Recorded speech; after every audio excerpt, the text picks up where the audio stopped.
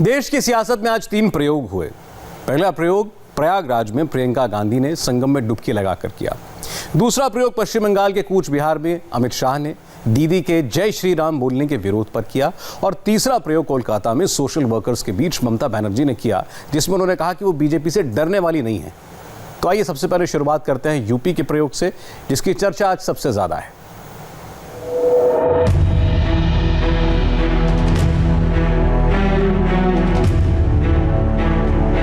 हिंदू वोटों की लड़ाई संगम तक आई। प्रियंका ने संगम में डुबकी लगाई। इन तस्वीरों के बड़े सियासी मायने हैं। हिंदुत्व की नैया पर सवार होकर कांग्रेस किनारा तलाशने निकली है। ये तस्वीर उसी की कोशिश है। 3 दशक से सत्ता का राजनीतिक वनवास झेल रही है कांग्रेस। 403 विधानसभा वाली यूपी में 7 सीटों पर सिमट आई है। इसलिए डूबती कांग्रेस को अब डुबकी का सहारा है और इसका गुरु मंत्र मिल गया है। वो ये कह रही थी कि हमारे पिता के जमाने से हम आपका दर्शन करते आए हैं,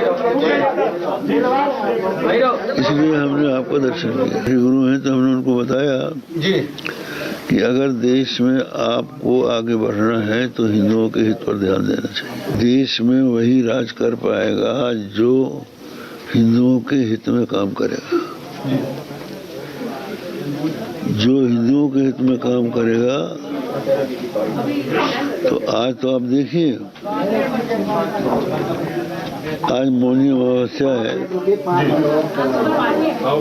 ये आपसे हम कह रहे हैं, ये बाजी मारने गई, इसने गोता लगा दिया। मोहन भागवत क्यों नहीं आया? मोदी क्यों नहीं आया नहाने? आज वो गंगा नहा के ये सिद्ध कर रही है कि हम भी हिंदू हैं। स्वरूपानंद सरस्वती को पॉलिटिकली कांग्रेस नेताओं का शंकराचार्य कहा जाता है। वो कांग्रेस नेताओं के करीबी माने जाते हैं। प्रियंका को भी बहुत भरोसा है। अब गुरु का आदेश है, हिंदू वोट पाना है तो ये सब करना होगा। संगम किनारे फिर मंदिर द्वारे घूम रही हैं प्रियंका। माँ गंगा और मेरे बीच है। जो मांगा अपने दिल में मांगा, अपने दिल में रखूंगी। किस तरह का अनुभव था? नहीं, आज यहाँ आकर बहुत खुशी हुई, क्योंकि शंकराचार्य जी और मेरे परिवार के साथ का पुराना रिश्ता है। 1990 में जब पिताजी चुनाव हारे थे और नए घर में प्रवेश किया था हमने, तो हमारी गृह प्रवेश की पूजा शंकराचार्य जी ने ही की थी। तो तब से हमारा रिश्ता चला आ रहा है। हमेशा संपर्क में रहती हूँ। आज मौका मिला उनसे मिलने के लिए, इसलिए बहुत खुश हूँ। हर पिक्चर कुछ कहती है। संगम में डुबकी लगाने के बाद प्रियंका गांधी ने खुद नाव भी चलाई।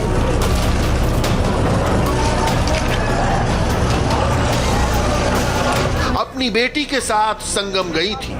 संगम में बेटी ने भी डुबकी लगाई। हाथों में रुद्राक्ष की माला थी।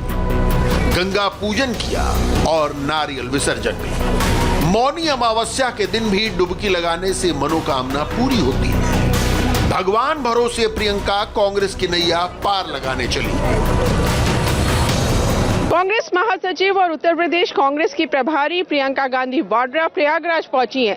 प्रयागराज का ये संगम का इलाका है और संगम में आज के दिन जो मौनी अमावस्या का दिन है, माघ का महीना है, स्नान का बहुत ज्यादा महत्व होता है। कहते हैं कि आज सारे देवता इसी संगम पर निवास करते हैं। तो श्रद्धालु तो आए हैं लाखों की तादाद में, लेकिन प्रियंका भी आई हैं। और प्रियंका गांधी ये अरैल घाट है जहां से नाव में सवार हुई हैं और जा रही हैं संगम में स्नान करने। प्रियंका गांधी के साथ उनकी बेटी भी है। और जो लोग हैं यहाँ पर, खासतौर से जो बीजेपी के लोग हैं, वो प्रियंका के संगम की डुबकी के सियासी मामले निकाल रहे हैं। उनका कहना है कि यूपी में कांग्रेस 1979 से सत्ता से बाहर है और प्रियंका गांधी की कोशिश है कि इस तरह से मंदिर जाकर संगम में डुबकी लगाकर वो कांग्रेस को वापस उसी स्थिति में पहुंचा सके जैसी वो 1979 में थी। अब प्रियंका की ये जो पहल है ये कितनी कामयाब होगी इसका सभी कांग्रेसी को इंतजार है। सामने की नाव में जो लाल रंग के कपड़े पहने हैं वो प्रियंका गांधी है और संगम की तरफ बढ़ रही है। जो संगम आपको दिखाएं जहां बहुत सारे झंडे आपको दिखाई दे रहे हैं वो प्रयागराज का संगम है जहां आज भक्त डुबकी लगाने के लिए आए हुए हैं। प्रियंका के कार्यक्रम की खबर से कार्यकर्ता जोश में थे। प्रियंका पहले आनंद भवन गई जहां अपने परनाना को याद किया। कांग्रेस भवन कांग्रेस की सियासी विरासत का सबसे बड़ा उदाहरण है। यहां से भी संदेश प्रियंका ने दिया, कांग्रेस की विरासत गांधी परिवार ही है। लोग बहुत तरह तरह के सवाल कर रहे हैं कि कांग्रेस को ऐसा लग रहा है कि अब हिंदुओं के नजदीक होने के लिए ये सब जरूरी है कि मंदिर जाओ डुबकी लगाओ। देखिए ये सवाल बेबुनियाद है। नेहरू गांधी परिवार की विरासत आज यहाँ पर डुबकी लगा रही है तो ये सवाल खड़ा करना बेबुनियाद है। मोतीलाल जी आया करते थे, नेहरू जी आया करते थे, इंदिरा जी भी आती थी, सोनिया जी आपने देखा कि जो 2000 का कुंभ था उसमें भी आई थी और इसके बाद अब आज प्रियंका जी भी हैं। तो इसमें सवाल करना बेमानी सी प्रतीत होती है। एक आस्था का प्रतीक है और आस्था से जुड़े हुए रहना हर आदमी को ज़रूरी है। उसके साथ वो मंदिर भी जाती हैं और मज़ार पर भी जा रही हैं। कल सहारनपुर में थी, जय जवान जय किसान का नारा भी दिया उन्होंने। मैं ये जानना चाहता हूं कि ये लोग केवल मात्र धर्म के नाम पर व्यापार करते हैं, धर्म से इनका कोई वास्ता नहीं। पश्चिम से लेकर पूरब तक प्रियंका के इस दौरे ने कांग्रेस में ऑक्सीजन भर दी है। यही वजह है कि कार्यकर्ता भी उत्साहित है।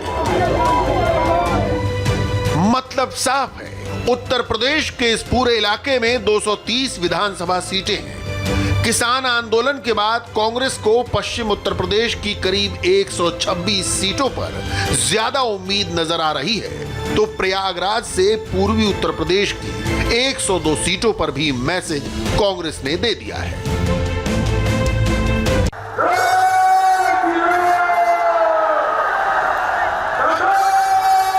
अब तक देश की राजनीति बहुत बदल चुकी है। पहले मुस्लिम वोट के तुष्टीकरण की बातें होती थी, मुसलमानों के नाम पर वोट मांगे जाते थे, लेकिन देश के दो सूबों यूपी और बंगाल से जो तस्वीरें आ रही हैं उनसे ये तो लगता है कि अब लड़ाई हिंदू वोट की हो गई है।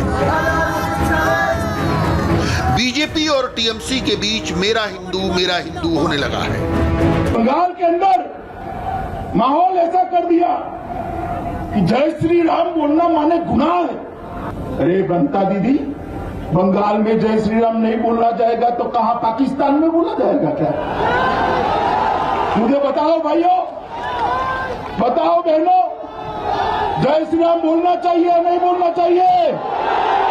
बोलना चाहिए नहीं बोलना चाहिए? तो मेरे साथ दोनों हाथ उठाइए और गगनभेदी नारा लगाइए, जय श्री राम, जय श्री राम, जय जय श्री राम। जय श्री राम के नारे पर बीजेपी बंगाल जीतने का दावा कर रही है। बीजेपी ममता को हिंदू विरोधी और मुस्लिम प्रेमी बताने में जुटी है और यही रणनीति ममता के लिए तनाव बढ़ा रही है। ममता दीदी को इससे अपना अपमान लगता है। क्यों ममता दीदी, आपको क्यों अपमान लगता है? पूरा देश और देश दुनिया भर में फैले हुए करोड़ों लोग हमारे आराध्य श्री राम को याद कर गौरव महसूस करते हैं, गौरव। मगर आपको तकलीफ होती है क्योंकि आपको तुष्टीकरण कर एक वर्ग विशेष के वोट चाहिए।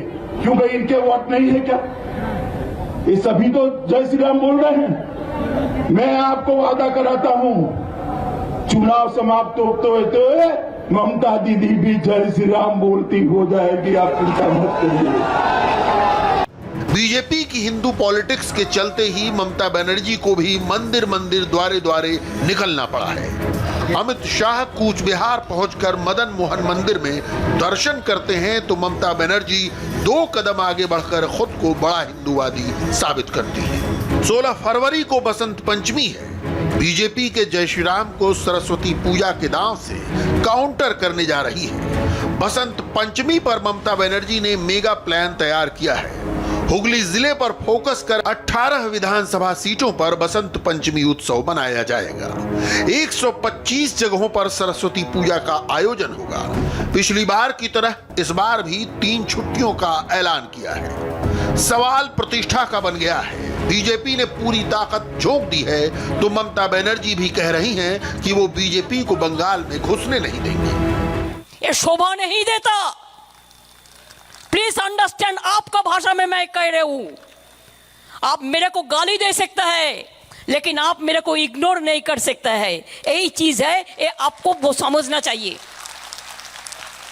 आज क्यों बोलेছে আমরা সবাই ভ্রষ্টাচারী? আরে আমরা সবাই ভ্রষ্টাচারী, তোমরা কি দুষ্টাচারী? বলুন দেখিনি। আমরা সবাই ভ্রষ্টাচারী, দুর্নীতি পরায়ণ। চোর কি মাই জোরসে বলে তবেই তো আপনি অপরকে বিশ্বাস করবেন, অপরকে বিশ্বাস করতে শেখাবেন। নিজের প্রতি যাদের বিশ্বাস নেই, গায়ের জোরে কর্মীদের হুঙ্কার জানাচ্ছে আর বলছে গুন্ডামি করে যাও। আমি পরিষ্কার বলি, गुंडा गद्दारी नहीं चलेगा। ये बंगाल है, ये बंगाल है। ये यूपी में चलता है, ये राजस्थान में चलता है, ये आपका हरियाणा में चलता है, आपको यूपी में बहुत बहुत चलता है। लोगों को तो बाहर में निकालना भी नहीं होता है, लेकिन बंगाल में नहीं चलेगा।